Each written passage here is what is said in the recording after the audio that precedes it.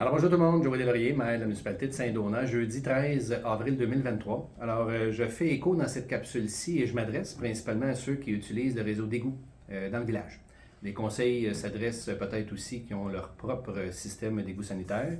Alors évidemment, je résume un peu là, ce qui est paru dans le magazine, dans le bulletin à la une, disponible via Facebook, site internet de la municipalité, copie papier qui va suivre incessamment.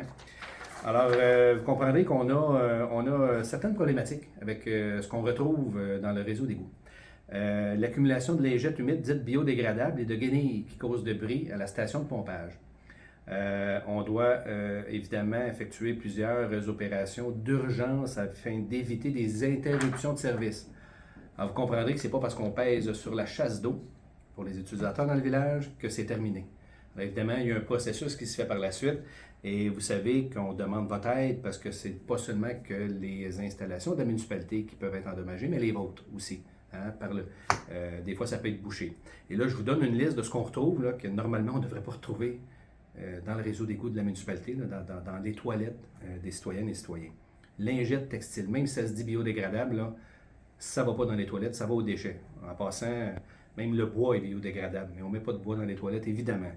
Coton-tige, communément appelé Q-tips, on retrouve ça aussi. Ça peut occasionner des blocages, autant dans votre propre installation que dans les installations de la municipalité. Tampons, serviettes hygiéniques, ça ne va pas dans les toilettes, ça va dans les déchets. Produits de latex, etc. Médicaments, on ne peut pas mettre ça, les médicaments, dans les toilettes. Nos pharmacies sont équipées pour disposer des médicaments qui sont périmés.